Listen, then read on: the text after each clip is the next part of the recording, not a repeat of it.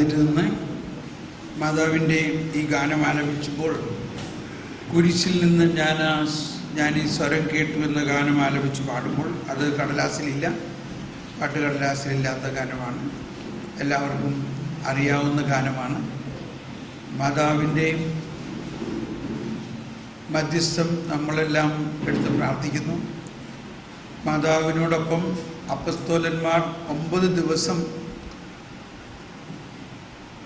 വിശുദ്ധീകരണ ശക്തീകരണ ധ്യാനമായിരുന്നു. അതിനാണ് നൊവേന എന്ന് നമ്മൾ പറയുന്നത്. നൊവേന ആരംഭിച്ചത് അങ്ങനെയാണ്. ഇവിടെ നമ്മൾ കുരിശിൻ്റെ ചുവട്ടിൽ നിൽക്കുന്ന അമ്മയെ മനസ്സിൽ കാണുമ്പോൾ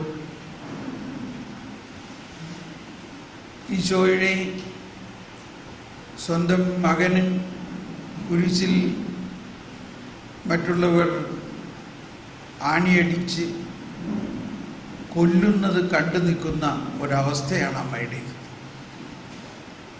അവിടെ നടന്ന വലിയ കാര്യങ്ങളിലൊന്ന്, ഇത്ര ഭയാനകമായ സഹനമുണ്ടായിട്ടും ഭൂമി കുലുങ്ങിയിട്ടും പാറ പിളർന്നിട്ടും കുലുങ്ങാതെ നിൽക്കുന്ന അമ്മ. അതാണ് ക്രിസ്തീയ വിശ്വാസത്തിൻ്റെ ശക്തി. വീരോചിതമായ വിശ്വാസം എന്നാണ് അതിനെ പറയുക. ഇനി മറ്റൊന്ന്, അവിടെ വെച്ചാണ് ഈശോ പറഞ്ഞത്, ഇതാ നിൻ്റെ മകൻ, ഇതാ നിൻ്റെ അമ്മ. അങ്ങനെ നമ്മളെ ഓരോരുത്തരെയും അമ്മ സ്വീകരിക്കുകയും പരിശുദ്ധ അമ്മയിലൂടെ ദൈവത്തിൻ്റെ അത്ഭുതകരമായ വിസ്മയനീയമായ കാര്യങ്ങൾ നമ്മളെ പഠിപ്പിക്കുകയും ചെയ്യുകയാണ്. സ്വർഗത്തിലെ റാണിയാണ് പരിശുദ്ധ അമ്മ. ആ അമലോത്ഭവ തിരുനാൾ ആഘോഷിക്കാൻ പോകുമ്പോൾ തന്നെ ആ അമലോത്ഭവത്തിലൂടെ തന്നെ മാതാവ് സ്വർഗത്തിൻ്റെ റാണിയായി മാറിയിരിക്കുന്നു.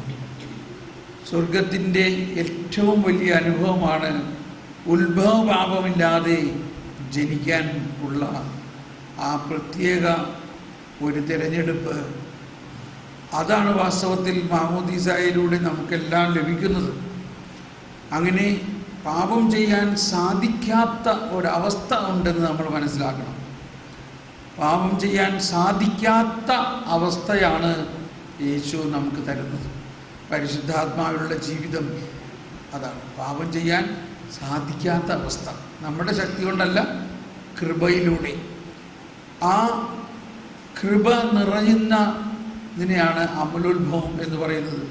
അമ്മയുടെ ഗർഭത്തിൽ വെച്ച് തന്നെ മാതാവ് കൃപ നിറഞ്ഞവളായി ഉത്ഭവപാപം എടുത്ത് മാറ്റപ്പെട്ടു.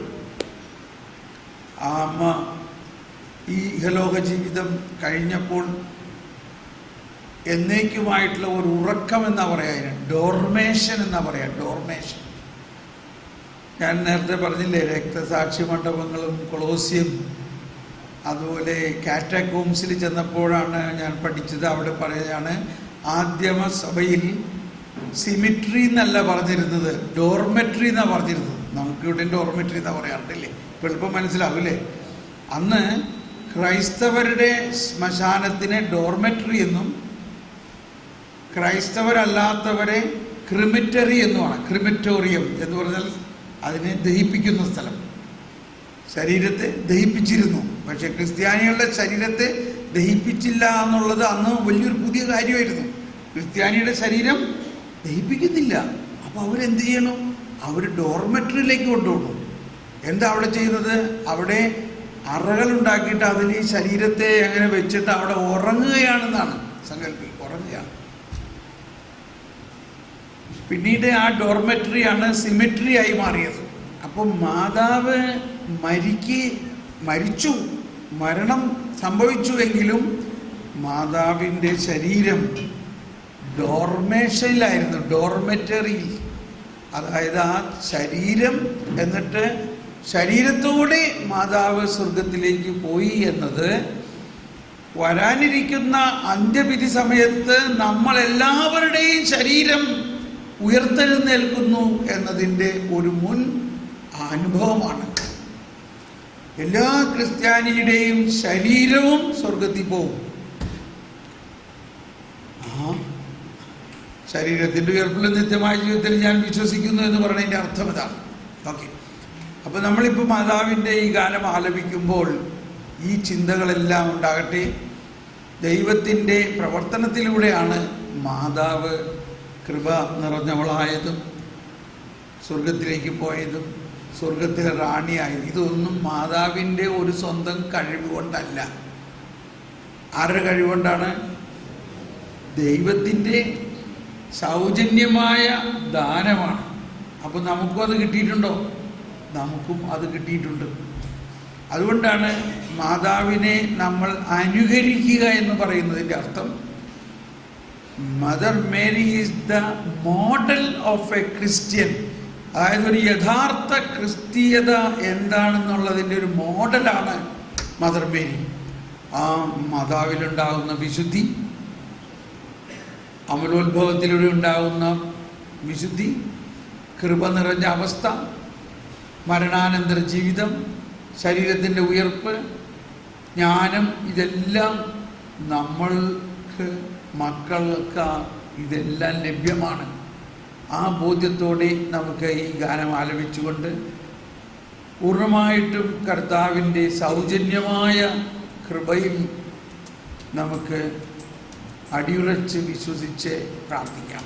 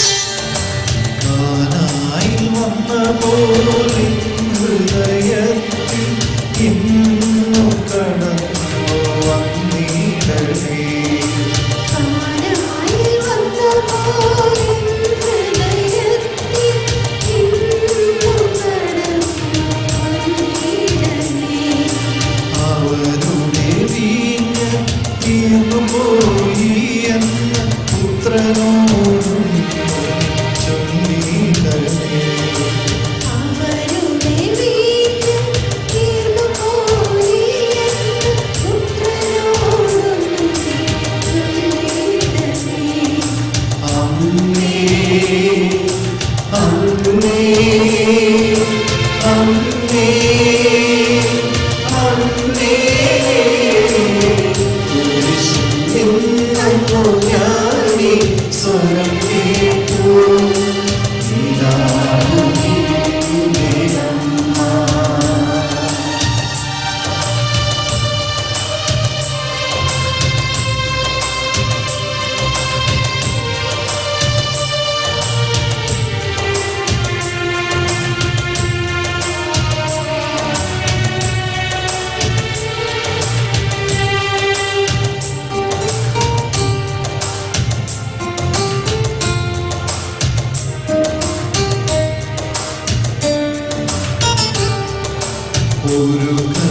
ഭരണിയാമെന്നിലുള്ള പാപജലം കൂടി ഞാൻ കഴി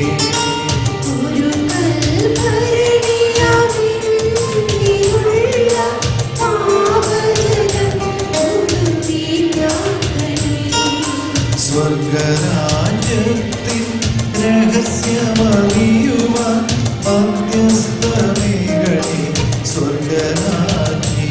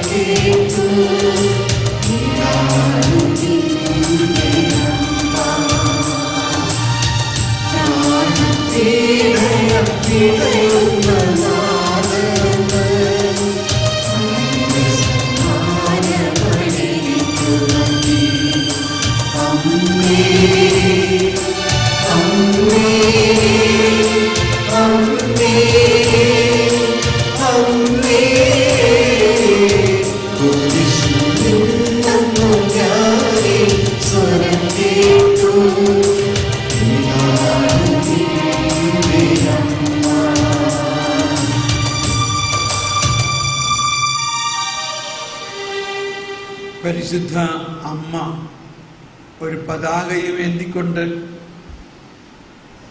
പിന്നിൽ നിരവധി പേരെ നയിക്കുന്ന ഒരു രംഗമാണ് പണ്ടേ മുതൽ ഞാനിങ്ങനെ കാണുന്നത്.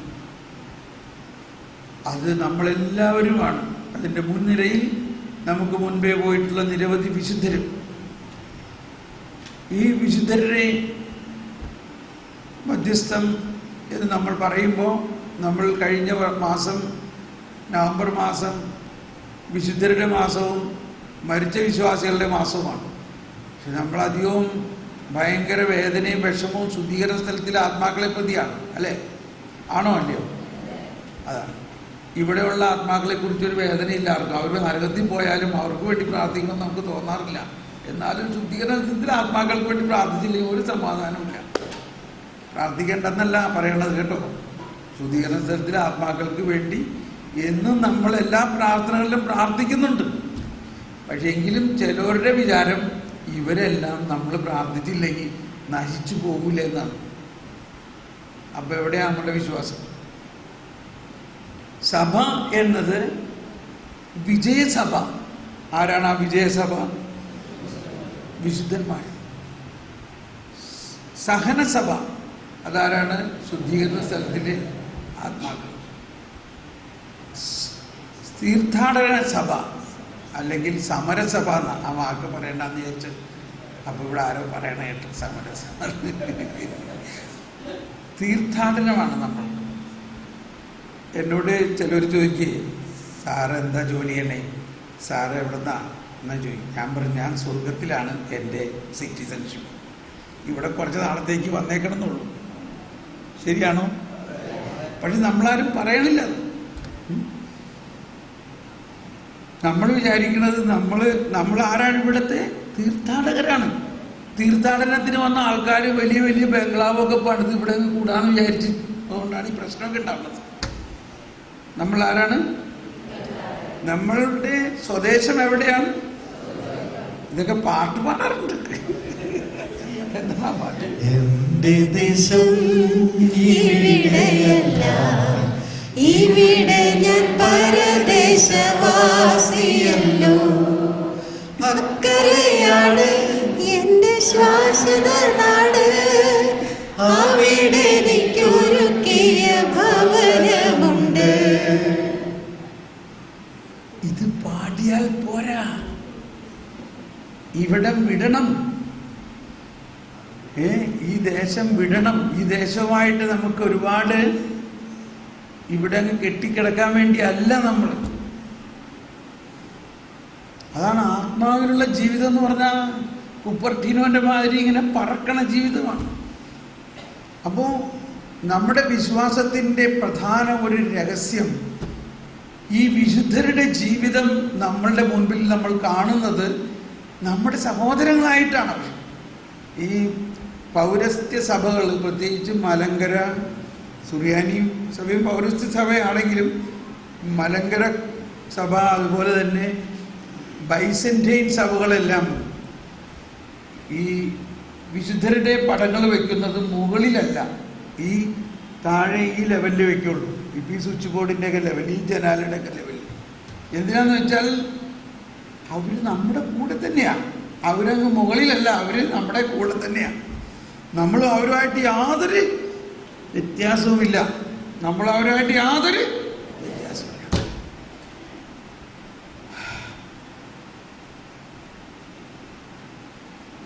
നമുക്ക് വിശ്വസിക്കാൻ പറ്റണില്ല.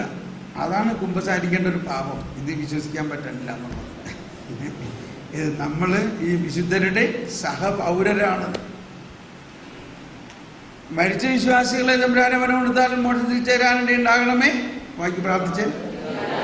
പിതാവേ, ഈശോ മിശിഹാ കർത്താവിൻ്റെ വിലമതിയാത്ത തിരിച്ചോരയുടെ യോഗ്യതയാൽ, കണ്ടോ, നമ്മുടെ പ്രാർത്ഥന കൊണ്ടൊന്നുമല്ല അവരവിടെ ചെല്ലേണ്ടത്. പ്രാർത്ഥിച്ചോ, പക്ഷേ നമ്മുടെ വിചാരം ഞാൻ പ്രാർത്ഥിച്ചില്ലെങ്കിൽ ആ ആത്മാവൊക്കെ നശിച്ചു പോകുമെന്ന് വിചാരിച്ച് പ്രാർത്ഥിച്ചാൽ നമ്മളുടെ തന്നെ വിശ്വാസം പോക്കാം.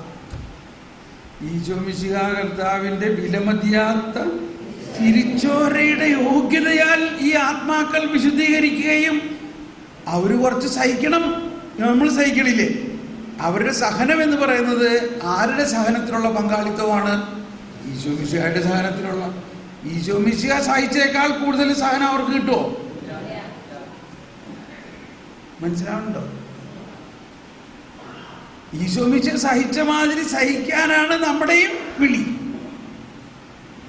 അപ്പോ നമ്മൾ അവിടെ അഗ്നി കണ്ടു എന്ന് വിചാരിച്ച് പേടിക്കേണ്ട ആവശ്യമില്ല. ഈ അഗ്നിയുടെ അർത്ഥം എന്താ? ദൈവസ്നേഹത്തിന്റെ അഗ്നിയാണ്. എന്തിനാ ഞാനിതൊക്കെ പറയണതെന്ന് എനിക്ക് അറിഞ്ഞൂടാ. പലതും ഇങ്ങനെയാ, പരിശുദ്ധാത്മാവ് ഇങ്ങനെ എന്നെ കൊണ്ട് പറയിപ്പിക്കണതാ. ഇപ്പൊ നേരത്തെ എനിക്ക് അത്ഭുതം തോന്നി, നിങ്ങൾ ഇത്രയും പേര് കൈവക്കിയപ്പോഴല്ലേ മനസ്സിലായത് ഞാൻ ഈ എൻ്റെ ടോക്ക് അങ്ങനെ പോണതിൻ്റെ അർത്ഥം. അപ്പൊ ഇവിടെയും ഇത് ഇങ്ങനെ എന്തോ കാരണമുണ്ട് ഇങ്ങനെ പറയണേ. നമ്മളുടെ വിശ്വാസം കൃത്യമാകുമ്പോഴേ വരദാനങ്ങൾ പ്രവർത്തിക്കുള്ളൂ എന്നാണ് ഞാൻ പറയുന്നതിൻ്റെ അർത്ഥം. വിശ്വാസം കൃത്യമാകണമെന്ന് വെച്ചാൽ ദൈവത്തെ പേടിക്കുകയോ ദൈവത്തിൽ നിന്നൊരു ഈ ആത്മാക്കളെല്ലാം ദുരിതം അനുഭവിക്കുക എന്നൊക്കെ നമ്മൾ വിചാരിക്കുകയാണെങ്കിൽ അത് വിശ്വാസമല്ല. അത് എവിടുന്നോ കിട്ടിയിട്ടുള്ള ചില അന്ധവിശ്വാസമാണ്. സഭയ്ക്ക് ഈ 3 തട്ടും ഒരുമിച്ചാണ് നമ്മൾ. അപ്പൊ ഈ വിശുദ്ധന്മാരെല്ലാവരും മുകളിൽ ഇപ്പൊ നോയിക്കൊണ്ടിരിക്കുകയാണ്. നമ്മൾ ഓരോരുത്തരും വേഗം അങ്ങോട്ടേക്ക് ചെല്ലാൻ. ഞാൻ പറയാൻ വന്ന കാര്യം അതല്ല വാസ്തവത്തിൽ. എങ്ങനെ അങ്ങോട്ട് പോയി? ഞാൻ പറയാൻ വന്ന കാര്യം, ഈ വിശുദ്ധരെല്ലാവരും നമ്മളെപ്പോലെ സാധാരണ ആൾക്കാരായിരുന്നു. എന്നാൽ അവർക്ക് വലിയ വലിയ കാരിസംസ് കൊടുത്തു. കാരിസംസ്, ആ വാക്കാണ് നമ്മൾ പറയേണ്ടത്. അന്തോണീസ് പുണ്യാളനെല്ലാം ഒറ്റ വർഷം കൊണ്ട് വിശുദ്ധനായി. മരിച്ച 1-ാമത്തെ വർഷം വിശുദ്ധനായി പ്രഖ്യാപിച്ചു. 32 വർഷം കഴിഞ്ഞ് അന്തോണീസിന്റെ കബറിടം തുറന്നപ്പോൾ കാണുന്നത് എന്താ കണ്ടത്? അഴുകാതെ ഇരിക്കുന്ന നാവാണ്. എന്തുകൊണ്ടാ? ആ നാവിലാണ് അദ്ദേഹം കർത്താവിൻ്റെ സത്യവചനം കരുണയോടും ശക്തിയോടും വീറോടും കൂടി പറഞ്ഞത്. അതുകൊണ്ട് ജീവിച്ചിരിക്കുന്ന കാലത്ത് തന്നെ മരിച്ചവരെ ഉയർപ്പിക്കലും ഇങ്ങനെയുള്ള അത്ഭുത സിദ്ധികൾ അന്തോണീസിനുണ്ടായിരുന്നു. കൊച്ചു ത്രേസ്യ പുണ്യവതിയെ പോലെ ജ്ഞാനം. അപ്പോൾ ഇതെല്ലാം ദൈവം നമുക്ക് തരുന്ന കാര്യങ്ങളാണ്. അപ്പോൾ ഈ വിശുദ്ധരുടെ മധ്യസ്ഥ കൊടുത്ത് പ്രാർത്ഥിക്കുമ്പോൾ ഇപ്പോൾ നമ്മൾ പ്രാർത്ഥിക്കേണ്ടത് അവർക്ക് ലഭിച്ചിട്ടുള്ള കാരിസംസ്, വരദാനങ്ങൾ, അവർക്ക് ലഭിച്ച പോലെയുള്ള ദൈവിക ജ്ഞാനവും ദൈവിക വെളിപ്പെടുത്തലുകളും ദൈവിക വെളിപാടുകളും നമുക്കും അവകാശമാണ്. ദൈവം ആരോടും പക്ഷപാതം കാണിക്കാത്ത ആളാണ്. ദൈവത്തിന് പക്ഷപാതമുണ്ടോ? സ്വർഗത്തിനെക്കുറിച്ച് ചിന്തിക്കുമ്പോൾ ഉള്ള ഏറ്റവും മധുരമായൊരു ചിന്ത അതാണ്. ഇപ്പൊ നമ്മൾ സ്വർഗത്തിൽ ചെല്ലുമ്പോൾ മാതാവ് നമ്മളെ സ്വീകരിക്കുന്നു, ഔസേ പിതാവ് നമ്മളെ സ്വീകരിക്കുന്നു, കൊച്ചുരേസ്യാപ്പുണ്യവതിമാരും അഗസ്തീനോസ് ഇവരൊക്കെ വന്നിട്ട് നമ്മളുടെ കൂടെ നടക്കണമെന്ന് യാതൊരു പക്ഷപാതമില്ലാത്ത. ഇവിടെയാണ് നമുക്ക് ഇത്തിരി അസൂയയും പക്ഷപാതമൊക്കെ ഉള്ളത്. അവിടെ ഈ അസൂയയുമില്ല, പക്ഷപാതവുമില്ല. ഇപ്പൊ തോന്നുന്നുണ്ടോ വേഗം അങ്ങോട്ട് പോകാൻ? അപ്പൊ ഈ സ്വർഗത്തെ കുറിച്ചാണ് നമ്മൾ അറിയേണ്ടത്. ഇവിടെ നമ്മൾ കുറച്ച് നാളത്തേക്കുള്ള ഇപ്പൊ ഇവിടുന്ന് എറണാകുളം വരെ ഒരു കയറ് കെട്ടാണെങ്കിൽ അതാണ് നിത്യജീവൻ എന്ന് വിചാരിച്ചോ. അതിൻ്റെ അറ്റത്തുള്ള 1 ഇഞ്ച് സ്ഥലമാണ് ഇവിടുത്തെ ജീവിതം. ഇത് ഇവിടുന്ന് എറണാകുളം വരെ ഒരു കയറ് കെട്ടാണെങ്കിൽ ആ കയറിൻ്റെ അറ്റത്തുള്ള 1 ഇഞ്ച് ഭാഗമാണ് ഈ ജീവിതം, ഇവിടുത്തെ നമ്മുടെ ജീവിതം. കുറച്ച് മനസ്സിലായോ? അപ്പം അത് കഴിഞ്ഞാൽ നിത്യമായ ഒരു ജീവിതമാണ്. എന്നാൽ ആ ജീവിതത്തെക്കുറിച്ച് നമ്മൾ അല്പം പോലും ഒന്ന് ചിന്തിക്കാൻ വേണ്ടിയാണ് ഈ വിശുദ്ധരെ നമ്മൾ മനസ്സിലാക്കേണ്ടത്, അവരുടെ ജീവിതത്തെ പഠിക്കേണ്ടത്. നമ്മുടെ ജീവിതം ആ ജീവിതത്തെ ലക്ഷ്യം വെച്ചുകൊണ്ട് ഇവിടെ തന്നെ തയ്യാറാകണം. ഞാനും എൻ്റെ ഭാര്യ വത്സയും ഞങ്ങൾ തമ്മിലുള്ള ഒരു തർക്കം ഇപ്പം ഇതാണ്: ആരാദ്യം മരിക്കും? ഞാൻ പറയും എനിക്ക് ആദ്യം പോകണം, അപ്പോൾ വത്സ പറയും എനിക്ക് ആദ്യം പോകണം. അങ്ങനെ ഞങ്ങളൊരു ഒത്തുതീർപ്പിൽ വന്നേക്കാണ് നമുക്ക് രണ്ടുപേരെയും ഒപ്പം കൊണ്ടുപോകാൻ കർത്താവ്. ഇതിൽ കൂടുതൽ നല്ലൊരു കാര്യമില്ല അല്ലേ? പക്ഷേ ഞങ്ങൾ റെഡിയാണ്. ഓക്കെ, അപ്പോൾ നമ്മൾ ഈ വിശുദ്ധന്മാരുടെ മധ്യസ്ഥം വഹിക്കുമ്പോൾ നിങ്ങളുടെ ചിന്തകൾ ഉന്നതങ്ങളിലേക്ക് ഉയരട്ടെ. ഇന്നലെ നമ്മൾ ഏത് വിശുദ്ധന്റെ തിരുനാളായിരുന്നു? ഭാരതത്തിലെ മറ്റൊരു വീരവിശുദ്ധനായ വിശുദ്ധ ഫ്രാൻസിസ് സേവ്യറിന്റെ തിരുനാളും. ആ ഫ്രാൻസിസ് സേവ്യറിന്റെ ശരീരം നമ്മുടെ മണ്ണിൽ ഇപ്പോൾ ഇരിക്കുകയാണ്. അതാണ് ദൈവം നമ്മളെ മഹത്വത്തിലേക്കാണ് വിളിച്ചിരിക്കുന്നത്. ശരീരം മഹത്വീകരിക്കും. 3-ാം ദിവസം യേശു ഉയർത്തെഴുന്നേറ്റു എന്നതിൻ്റെ അർത്ഥം യേശു മനുഷ്യരുടെ മരണത്തിൽ പങ്കു ചേർന്നു, എന്നാൽ 4-ാം ദിവസത്തിൽ പങ്കു ചേർന്നില്ല. മനുഷ്യരുടെ മരണത്തിൽ യേശു പങ്കു ചേർന്നു, പക്ഷെ മനുഷ്യൻ മരിച്ചാൽ 4-ാം ദിവസം ശരീരം അഴുകും. 4-ാം ദിവസം ശരീരം ആ 4-ാം ദിവസത്തിൽ യേശു പങ്കു ചേർന്നില്ല എന്ന് പറഞ്ഞാൽ യേശുവിൻ്റെ ശരീരം അഴുകാൻ സാധ്യമല്ല. കാരണം യേശു മനുഷ്യൻ എന്നുള്ള നിലയിൽ മരിച്ചു, എന്നാൽ ആ മരിച്ച മനുഷ്യൻ ദൈവപുത്രൻ കൂടി ആയതുകൊണ്ട് ആ ശരീരം അഴുകുക സാധ്യമല്ലാത്തത് കൊണ്ട് 4-ാം ദിവസത്തേക്ക് അത് വിട്ടില്ല. ആ ശരീരം അഴുകുക. അതാണ് എൻ്റെ പരിശുദ്ധൻ ജീർണിക്കുക. അങ്ങയുടെ പരിശുദ്ധൻ ജീർണിക്കാൻ അനുവദിക്കുകയില്ല. 16-ാം സങ്കീർത്തനത്തിലാണത്. ഈ സങ്കീർത്തനമൊക്കെ നമുക്ക് പഠിക്കാൻ സമയമുണ്ട്. ഇനി ഒരു 9 ദിവസത്തെ ധ്യാനത്തിൽ. ഈ 3 ദിവസത്തിൽ എല്ലാം ചിരി ഉപ്പും പുളിപ്പുമായി കുറേശ്ശെ തരുള്ളൂ. ചമ്മന്തി ആയാലും നല്ല രസമല്ലേ എന്ന് വിചാരിച്ചാൽ മതി. അപ്പോൾ എൻ്റെ പരിശുദ്ധൻ ജീർണിക്കാൻ അനുവദിക്കുകയില്ല എന്ന് പറയുന്നതിൻ്റെ അർത്ഥം ഈശോ മിശിഹ മരിച്ചു, മനുഷ്യൻ്റെ മരണവുമായിട്ട് താദർമ്മ്യം പ്രാപിച്ചു. എങ്കിലും ഈശോ ദൈവം തന്നെ ആയിരിക്കുന്നത് കൊണ്ട് ആ 4-ാം ദിവസത്തേക്ക് പോയില്ല. ശരീരം അഴുകാൻ വിടാതെ 3-ാം ദിവസം, അതാണ് 3-ാം ദിവസത്തിൻ്റെ പ്രത്യേകത. യേശു എപ്പോഴും പറഞ്ഞുകൊണ്ടിരുന്നു ഞാൻ 3-ാം ദിവസം ഉയർത്തെഴുന്നേറ്റും എന്ന് പറഞ്ഞിരുന്നത് യഹൂദ പാരമ്പര്യം അനുസരിച്ച് 3 ദിവസം വരെ അവർ കല്ലറ തുറന്ന് ശരീരത്തെ ലേപനദ്രവ്യം കൊണ്ട് സുഗന്ധതൈലം പൂശും. പക്ഷെ 4-ാം ദിവസം തുറക്കില്ല. കാരണം 4-ാം ദിവസം ശരീരം അഴുകാണ്. ആ ബോധ്യത്തിലും ഇതിലാണ് 3-ാം ദിവസം. അപ്പോൾ അങ്ങനെ യേശുവിൻ്റെ ശരീരം അഴുകാതെ ഉയർത്തെഴുന്നേറ്റോ പോലെ നമ്മളെല്ലാവരുടെയും ശരീരം അഴുകിയാലും ഉയർത്തെഴുന്നേക്കും. എന്നാൽ വേറെ കുറെ പേര് യേശുവിൻ്റെ ഈ ദൈവിക രഹസ്യങ്ങൾ മുഴുവനും ഉൾക്കൊണ്ടുകൊണ്ട് ഒരു രണ്ടാമത്തെ യേശുവായി മാറിയപ്പോൾ അവരുടെ ശരീരം മരിച്ചിട്ടും 4-ാം ദിവസമായിട്ടും 4-ാം വർഷമായിട്ടും അഴുകുന്നില്ല. Praise the Lord. മനസ്സിലാവുന്നുണ്ടോ? അപ്പോൾ നമ്മളുടെ രാജ്യത്ത് തന്നെ അങ്ങനെ ഉള്ള ഒരു വിശുദ്ധൻ്റെ ശരീരമുണ്ട്. ഒരു റോമിലൊക്കെ പോവുകയാണെങ്കിൽ ഫ്രാൻസിലൊക്കെ ഒരുപാട് നമ്മുടെ മരിയ വിയാനി പുണ്യവാൾ, മാർഗരറ്റ് എൽക്കോക്ക്, ബെർണാഡത്ത്, അതായത് ലൂർദിലെ ആ സംഭവങ്ങളെല്ലാം വെളിപ്പെടുത്തി കിട്ടിയ ബെർണാഡത്തിൻ്റെ ശരീരമാണ് ഞാൻ കണ്ടിട്ടുള്ള ശരീരങ്ങളിൽ ഏറ്റവും ഒരനക്കമില്ലാതെ ഇരിക്കുന്നത്. ഒരനക്കമില്ലാതെ. അപ്പോൾ ഇതെല്ലാം ഈ വിശുദ്ധരുടെ ജീവിതവും നമ്മൾ എത്തി നോക്കുകയും നമ്മൾ കുറച്ചൊക്കെ ഒന്ന് കൊതിക്കുകയും കൂടി ചെയ്യേണ്ട കാര്യമാണ് അല്ലേ? കൊതി എന്ന് പറഞ്ഞാൽ നല്ല കാര്യമാണ് അല്ലേ? കൊതി വേണോ ഇല്ലയോ? എന്തിനു വേണ്ടി കൊതിക്കുക? ഈ ഇതുപോലെയുള്ള ദൈവിക രഹസ്യങ്ങൾ അറിയാൻ വേണ്ടി ഒന്ന് കൊതിച്ചുകൊണ്ട് നമ്മളും അവരോടൊപ്പമാണ്, അവർ നമ്മളോടൊപ്പമാണെന്നുള്ള ബോധ്യത്തിൽ അവർക്ക് കൊടുത്ത എല്ലാം നമുക്കും തരാൻ അർഹതയുണ്ട്.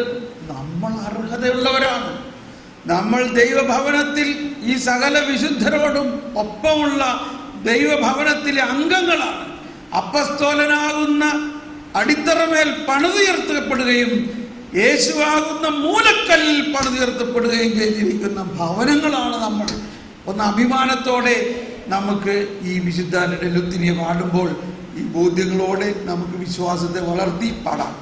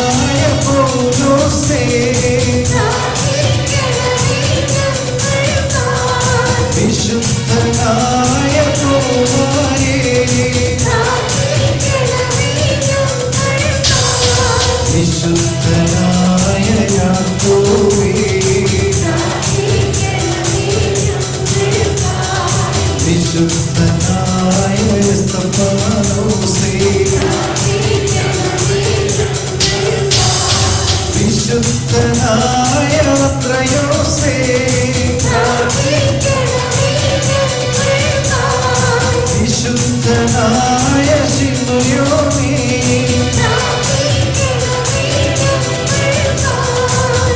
വിശുദ്ധനായ മരിയ വിയാനി, വിശുദ്ധനായ പാത്രിയോ,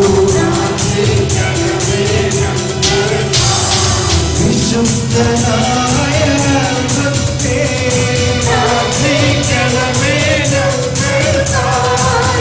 വിശുദ്ധനായ ജെറോമേ, വിശുദ്ധനായ ലോഗോസ്തോ,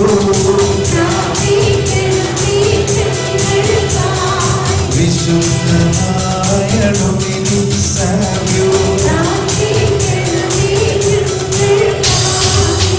വിശുദ്ധനായ അന്തോണീസേ, വിശുദ്ധനായ ഡൊമിനിക് സാവിയോ, വിശുദ്ധനായ ഫ്രാൻസിസ് സേവ്യർ, വിശുദ്ധനായ ഫ്രാൻസിസ് അസീസി, വിശുദ്ധയായ അൽഫോൻസായേ, വിശുദ്ധയായ ക്ലാരയേ, വിശുദ്ധയായ അന്തായേ,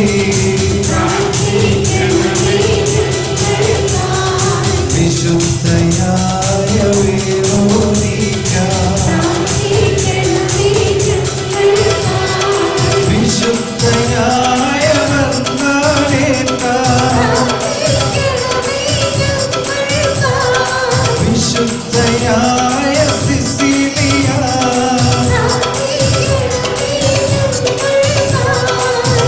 വിശുദ്ധയായ ബുദ്രേസ്യ,